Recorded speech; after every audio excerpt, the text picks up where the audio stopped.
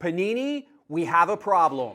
Kaboom basketball has been hacked. It is now apparently possible to tell what boxes have a Kaboom inside simply by looking at the serial number on the box. Have other products been hacked as well? And what does this mean for the hobby?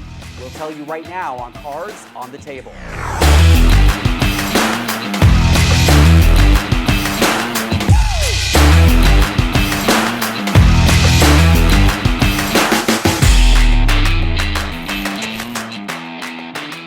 Hello, sports card investors, and welcome to another episode of Cards on the Table. We've got a lot to talk about today, so we're going to jump right in. Joining me for the discussion, as always, T-pott, welcome back to the show. Another juicy conspiracy theory. Let's get into it, Geoff. Oh boy, that it is. And joining after Kentucky won their first game since their loss in the round of 64, last year's March Madness, to St. Peter's. Doug, how does it feel to win a game after losing to St. Peter's? You know, I've been meaning to talk to you about toxicity in the workplace, but we'll get to that at a different time. Thanks for having me on the show. The toxicity is Kentucky's record in the NCAA tournament recently. That's the actual problem there. Or Florida's record against Kentucky in any sport. All right, we're going to continue on with today's episode because that's not the topic actually that we're discussing. We're discussing something that is really important to the hobby, and that is the integrity of products and knowing that you're getting a fair deal, a fair opportunity to pull big cards with whatever type of product you buy, whether you're buying hobby boxes or retail boxes or cello packs or whatever it looks like. And unfortunately, that may not be the case with Crown Royale basketball because it was last week when there was a box breaker, LMS box breaks, that had somebody show up in the chat when they were opening up Crown Royale basketball, and that person said, "Let me see the serial number on the box." And they showed the serial number and the person bought in, and basically a kaboom came out, and all of a sudden the whole entire thing set off alarm bells, looked suspicious. More research was done, and it was apparently discovered that there were some people, maybe in a Discord server, that had shared information around that the sequencing of the serial number printed on one of these Crown Royale boxes actually indicated if there was a kaboom inside the box or not. This is potentially extremely frightening for the hobby, and you combine this with the fact that we've seen some Topps basketball or Topps baseball packs come out with red marks on the back, and then a superfractor is pulled out of the pack, and we've seen rumors, which some have been debunked, but rumors that there's a way to tell in retail packs in the store if it has a security tag, then it could have an auto or a numbered card.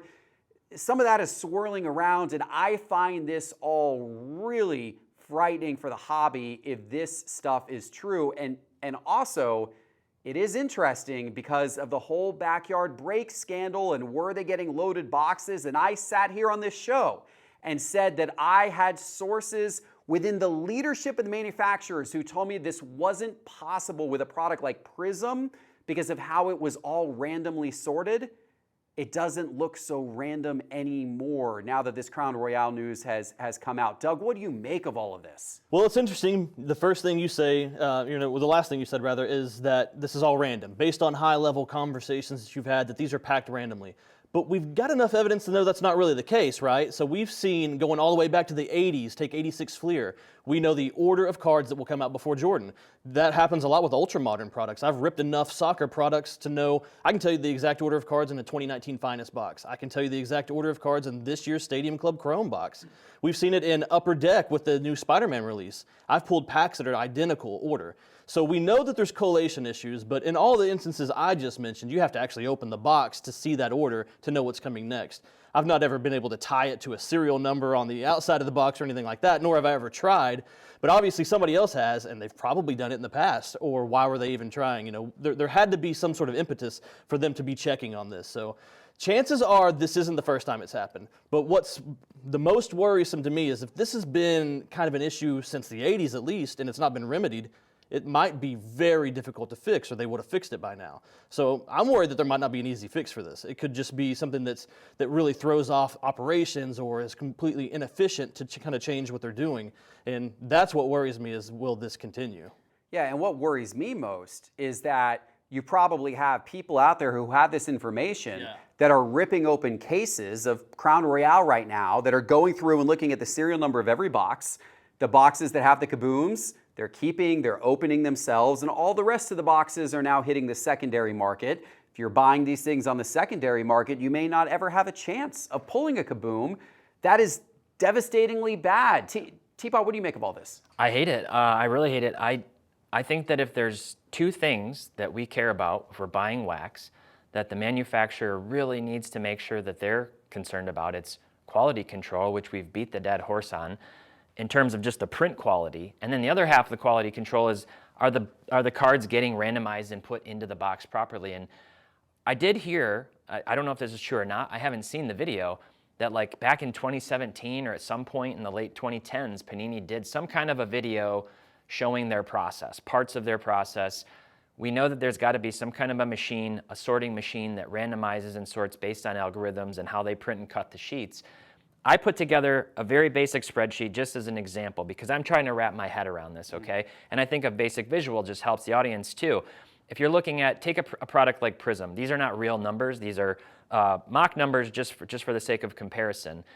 Let's say you have 250,000 boxes that are printed, hobby boxes, packs, total number of cards created, and you say the stated configuration of the box for hits is 1 auto and 2 mem. Right. That means you've got 250,000 autos, you've got 500,000 mem, and then I would think you'd be batching each of these things, right? You'd be batching the autos, batching the mems, batching like SSP parallels, so you have an equal chance of getting a number to 50 or a black to 1, like you're gonna get one of the two. Yep.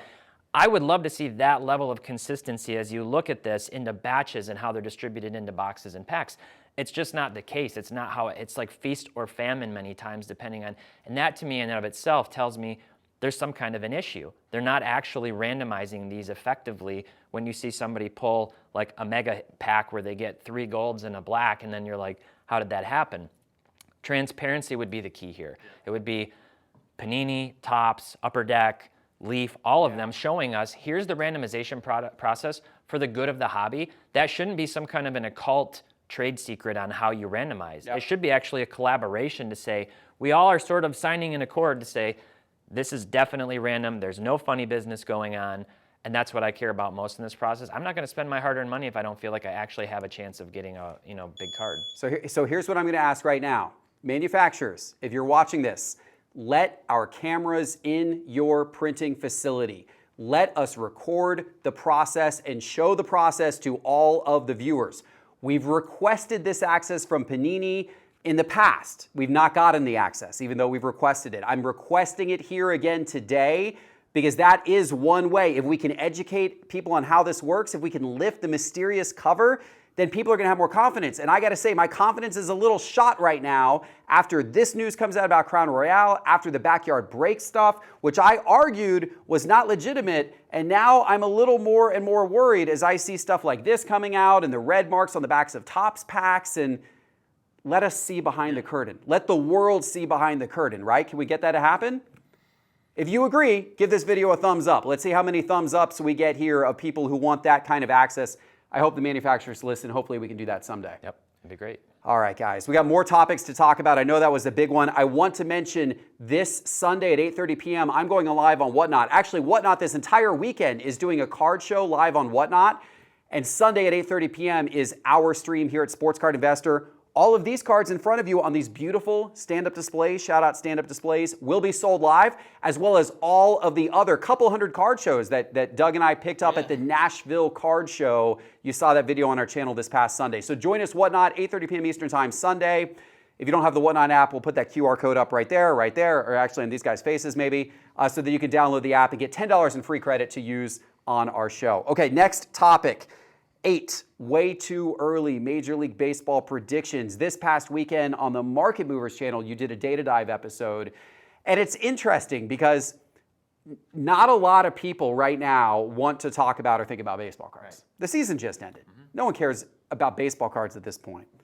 Which is the exact reason why if you are interested in flipping cards or investing in cards for the long term, this is the moment in time that you should be thinking about baseball cards, because this is the moment in time that nobody else is thinking about baseball cards. And so you started thinking about baseball cards and you helped the audience out. It was a great YouTube video on the Market Movers channel.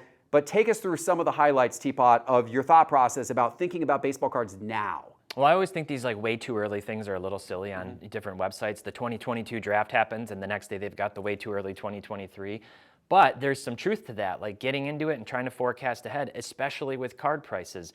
Before the playoffs started, I put together a Market Pulse index called the MLB 2022 Playoff Index. And I said, let's track and see how these prices go over the ensuing weeks. And literally, week over week, I showed it a few different data dives progressively over the last month. You saw the prices come down, down, down, and they were fall off right after guys were knocked out of the playoffs, every single one of them. So that's what I've done. And so you can look at this, and I pulled it up. This is the SCI 500 compared to that MLB Playoff Index. And you can see, basically, since the first week of October, playoffs started October 7th, since the first week of October, down 20% on this MLB index versus 6.8% on the SCI 500. And that's crazy because that's even with the Houston Astros players pulling the index up. Yeah. But there's so many people pulling it back down who were eliminated from the playoffs. So this is buying opportunities, right? And what I did is first I pulled Instagram, just on my personal Instagram, but I asked like who's going to win the AL and NL MVPs, you know, who's the best buy to like have their prices go up the most in the next coming months, and I gave some options and I walked through that stuff. But even if you just look at this, you're definitively talking about some of the best players in baseball on this list because their teams made the playoffs. Sure. So I'm looking at this. Mookie Judge, Betts, you got Judge Acuna, came down, a Judge. ton. Look at all these guys like crashing. we can zoom in. Wow. Judge is way down. You've got Nolan Arenado. Wow. You've got Bichette on the Dodgers. You've got Tucker, Mookie Betts. I had to go there. He's a great Dodger. He's a great Dodger. We've got Mookie Betts, obviously. And so I talked about some of these guys. I think there's opportunities for many of these players. If you're interested in any of them, and who specifically, I can't tell you. But I did say in some of it, you know, I'm looking at a guy like Mookie Betts. I'm looking at Mike Trout, who didn't even make the playoffs. And there's opportunities. And it's honestly, even if you're just a collector, even if you just collect these players' cards, who doesn't like to save some money? You can buy 5 Mike Trouts for the price of 3 usually, you know, during this season. So look for those opportunities. All right, so while Doug chimes in here, look up Shohei Ohtani because he would not have been in your index here because he didn't make the playoffs, right? But I'd love to know what his cards are doing. Yeah, sure. So take a little peek, a little last 2 months here at Shohei Ohtani. Doug, who do you have your eye on, and what are your thoughts? Are you buying any baseball now? Like, is this the time do you care about it at all at this point? Oh, not in the slightest. I'm not a baseball guy at all, though. So a guy like me, you could tell me Bo Bichette plays for the Dodgers, and I'm going to believe you. So thanks for that. But no, I'm not a baseball guy. So my thought process about baseball is very, very casual, and it's something that, you know, a lot of our fans watching this will know more than me about, right? But it might be important to know what a casual fan or a casual collector thinks of this, and it might help you, you know, along your way. But I think of guys like Mike Trout. Mike Trout hasn't played a full season in, 4 or 5 years? But he's unquestionably one of the best position players in Major League Baseball when he's healthy. And we saw the last part of his season, he went nuts. Oh, he went nuts. The home run pace, unbelievable. Now, he's a guy that didn't make the playoffs. He's going to be overshadowed a little bit by splitting votes on his own team with a guy, you know, like Ohtani. But Mike Trout is somebody you can't really ignore if he's able to have a full season again. We're going to forget about guys like Judge when they have, you know, a flash in the pan season. We're going to remember guys like Trout for their longevity and their consistency throughout. And then a lot of the guys that have made really big splashes this year, very obvious rookie names, but someone like Julio Rodriguez, who has, you know, gotten the Mariners back into the playoffs. They had a tremendous playoff drought, but he's going to be a guy that probably is going to sustain. He's going to be, you know, very expensive now, and he's probably going to sustain those prices if he's able to continue to be successful. A guy like Bobby Witt Jr. is another example of that as well. Yordan Alvarez, who had, you know, tremendous playoff run and helped the Astros move along. Guys like that are what casual people like me, those are the names that we hear. Even though we're not following baseball, those are the names that we hear, and those are the names that we'll go after. Yep, for sure, for sure. What did you find about Ohtani? Here's some guys that people were talking about. I've got Ohtani down 27% basically in the last 6 months. Trout down 35%. And then if you go over to the Padres, they've got 3 studs, right? They made the big trade. People were saying, oh, buy Machado right now. He's actually not down that much. And when Soto gets back into his groove, which I think, and Tatis comes back, I think Machado gets less attention on him. So in my opinion, I'm looking at, you know, some of these guys. Soto down 43%, Tatis down 46% in the last 6 months. Wow. People are concerned about the Tatis scandal, but some people won't be. Sure. And they will be unscrupulous. People will forget about it. I mean, they'll get excited about it when he comes back onto the field next year. So interesting. All right, that's good stuff. And you know what? If you're going to buy any of these cards, you know what the best way to buy it is? Through the Sports Card Investor app.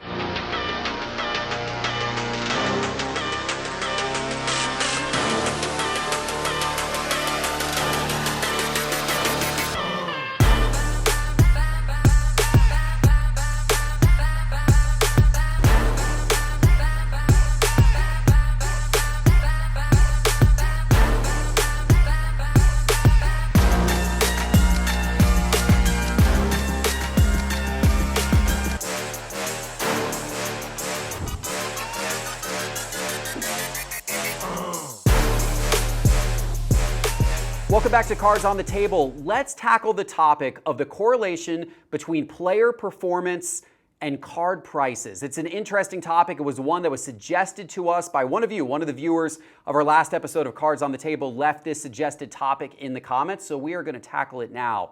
Doug, when you are evaluating a player's card prices and the potential, how much are you focused on on-field performance and what that might look like, and in the future, how much of a correlation do you think there truly is, or should there be?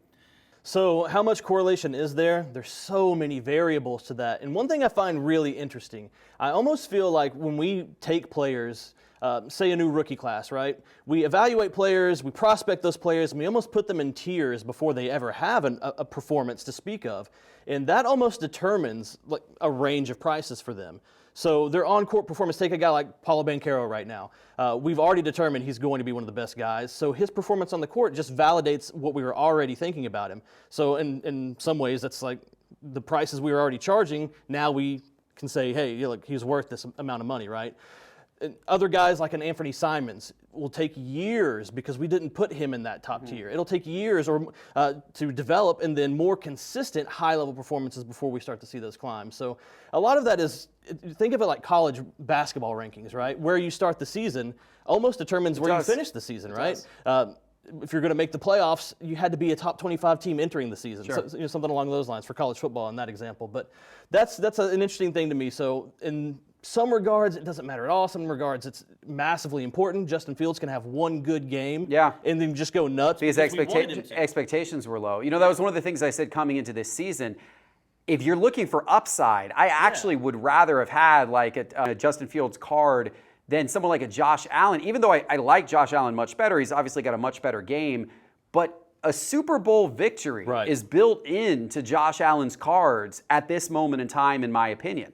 So it's almost like he's got to get there or his cards could actually fall down. Whereas Justin Fields having one game where he rushes for 180 yards and gets a few unexpected wins along the way, Bears are perhaps slightly better than expected, and all of a sudden his cards could go up as a result. Yeah, I think it's a very interesting correlation. You know, again, it's very hard to put that in a box and say, here's how player performance impacts X. You know, there's just a lot of variables that go into that, but there's really interesting things that are all based on preconceived notions of a player that kind of affect their price range. Yeah, absolutely. It's interesting stuff. What you look at this stuff all the time, T-pott. Yeah, I mean, I think we started talking about this topic. I was like, this is such a good one. I'm going to do a data dive topic on this, which will be for this Saturday. I think there's a lot to unpack here, and maybe there'll be some stuff to revisit next week too.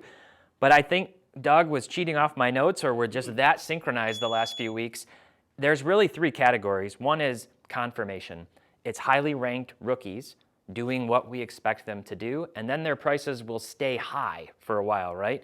The second one is the surprise breakout. It's the guy you didn't see. It's Jeremy Pena blowing up and winning an MVP, right? And he did two things there. He broke out, and he also had one of, you call it like a goatness moment, right? A greatness moment where it's win a championship or win an MVP or both.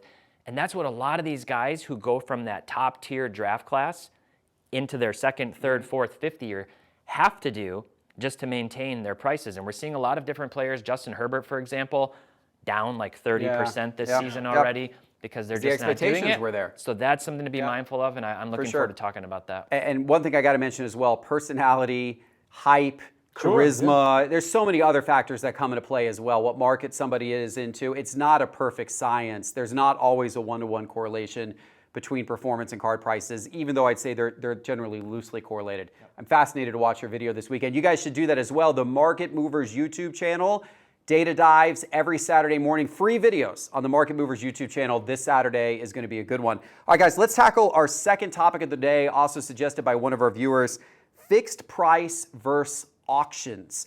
What is the right way to sell? How do you determine if you're going to do something to buy it now or if you're going to do something at an auction if you put it on a site like eBay? T-pott, I'm going to look at you first on this one. A few different scenarios. Context is everything, right? So the first thing I'm asking, is there a timely event happening that I can leverage to my advantage to take advantage of FOMO? I'm going to put it on an auction. Big UFC fight night on Saturday type thing. Let's have the auction expire right before the fight expires or the day before on Friday, you know, if somebody thinks it's going to happen. On the flip side, if I am holding a super rare low pop card with no comps, I'm going to put it on a buy it now, weigh up on a high price and say, negotiate, maybe best offer, enabled, and that's what I'm going to do. And then there's also a question of just how eager am I to get the money? What's my opportunity cost? What else can I do with it? Those are all factors you have to take into consideration, and I think it just depends case by case. Yeah, no, those are all true. Doug, you do a lot of selling. Yeah. What approach do you take? Well, unfortunately, T-pott stole my notes. He obviously has gotten onto my computer and looked through some things. My take is almost identical. So auctions are best for two things, for me personally. And this, you could even flip this around. Everybody can have a different opinion on this, but for me personally, I go for auctions to capitalize on hype or a specific event.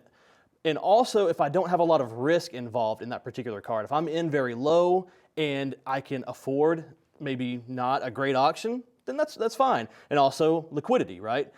You could have a card sitting at a buy it now price for a very long time and not go anywhere. So, liquidity is a big thing. Taking advantage of a moment or hype around a player is a big thing, but also if there's not a lot of risk involved and you don't mind maybe not hitting recent comps, that's another option for that.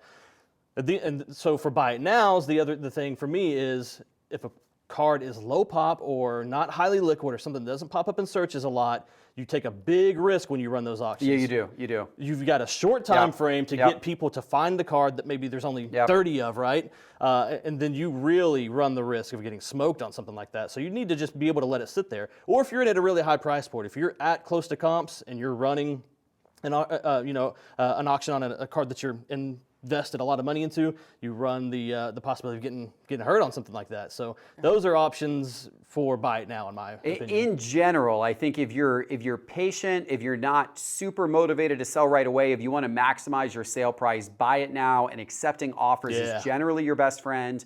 Put it up there at a relatively high buy it now, and then just wait for the right buyer to come along.